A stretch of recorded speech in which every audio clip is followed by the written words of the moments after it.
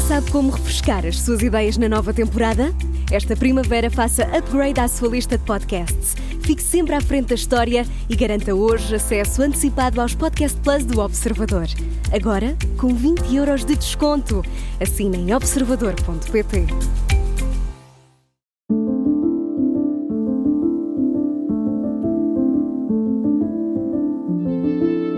O que é que eu sinto que aprendi com ela? Talvez esta questão de nós muitas vezes não acreditarmos verdadeiramente em nós, não é? E, portanto, às vezes termos lá coisas escondidas que os outros veem e que se calhar nós não estamos a conseguir ver.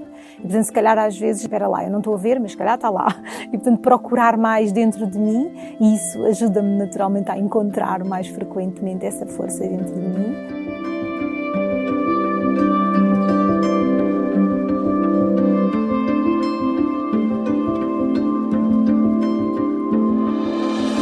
Sou Tânia Gaspar e sou psicóloga clínica há 23 anos. Eu trabalhava numa empresa e uma das funcionárias um dia bate-me à porta do gabinete de psicologia apenas para falar um pouco, conversar. E na altura referiu que estava muito triste porque tinha falecido uma pessoa que ela gostava muito, uma avó, e que estava com dificuldade de lidar com essa situação. Então sugeri-lhe que, uma vez que estava lá, que marcássemos semanalmente uma hora para podermos falar as duas. Depois começámos a falar também do seu dia-a-dia, portanto, da sua relação conjugal, da relação com o marido, e aos poucos e poucos comecei a senti-la muito retraída quando falávamos desse tema. E comecei-me a perceber que esta mulher era completamente oprimida. Não havia uma violência física, mas havia uma violência de autoridade, de pressão, em que ela sentia-se completamente insegura,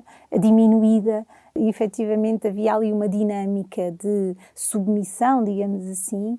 Por exemplo, havia situações de quando ele chegava à casa, ela tirava-lhe os sapatos e calçava-lhe os chinelos, e de manhã ela tinha a roupa toda direitinha em cima da cama para ele vestir durante o dia.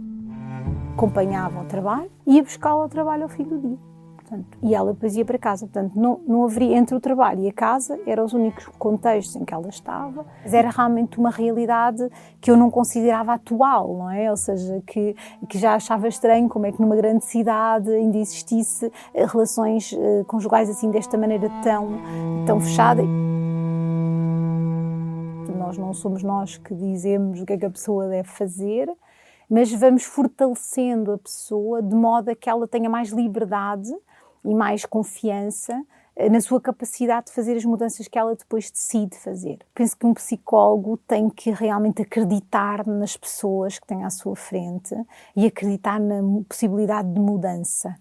E este foi um dos casos que me fez sentir mais isso, sentir que realmente dar-me força para continuar, dar-me força para acreditar nas pessoas, por muitas vezes situações mesmo muito difíceis em que a pessoa sai da sessão e a gente pensa, mas este caso é mesmo difícil, o que é que esta pessoa pode fazer, não é?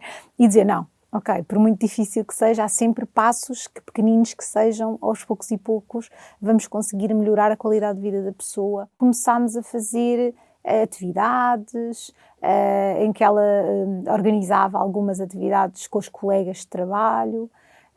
O outro passo muito interessante foi a inscrição no coro, portanto, como era uma questão religiosa, o marido já tinha ali mais dificuldade em pôr algum limite, portanto, ela de repente começou a falar com outras pessoas sobre estas questões, começou a ver que havia dinâmicas diferentes nas amigas dela, nos colegas de trabalho dela, que ninguém ia buscar os maridos e as mulheres ao trabalho, que muitos deles iam beber um café ou uma cerveja depois do trabalho e que ela nunca podia ir. E então, quando ela começa de repente a perceber-se tudo isto, começa um bocadinho a avaliar o seu contexto e a perceber, espera lá, isto se calhar não é assim uma coisa tão natural.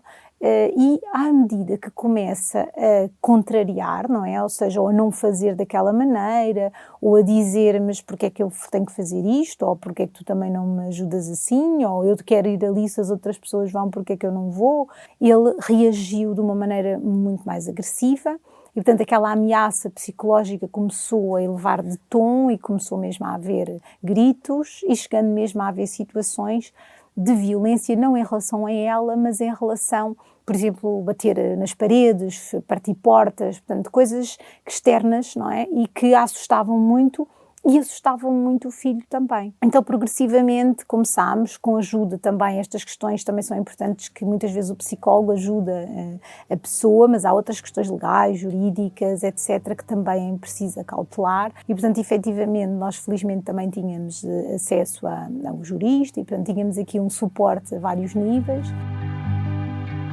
O que aconteceu é que a situação ficou de tal modo caótica que ele teve uma descompensação no trabalho e foi internado. Pronto. E, portanto, essa situação foi uma forma de catalisar tudo, não é? Portanto, como ele teve um período de tempo internado, deu tempo a ela realmente conseguir reorganizar todas estas situações e depois, quando a situação ficou resolvida, ela já tinha um facto consumado, tudo organizadinho, tudo preparado para poder fazer a sua vida e poder deixar aquela relação. E realmente ela conseguiu acreditar, não é? Que é possível ter uma relação afetiva equilibrada, em que as duas pessoas contribuem, em que há realmente respeito mútuo, e ver que ela conseguiu realmente desenvolver uma relação assim, acreditar nisso, ter a disponibilidade para fazer, para a coragem também de acreditar que podia ser diferente, depois de ter passado uma situação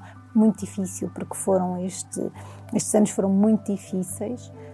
Realmente é algo que também nos enche de satisfação e de esperança que na transformação das pessoas.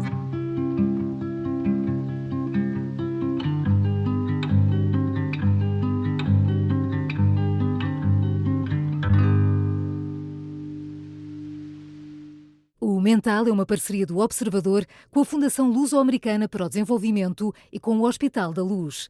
Conta com o apoio científico do Colégio de Psiquiatria da Ordem dos Médicos e da Ordem dos Psicólogos.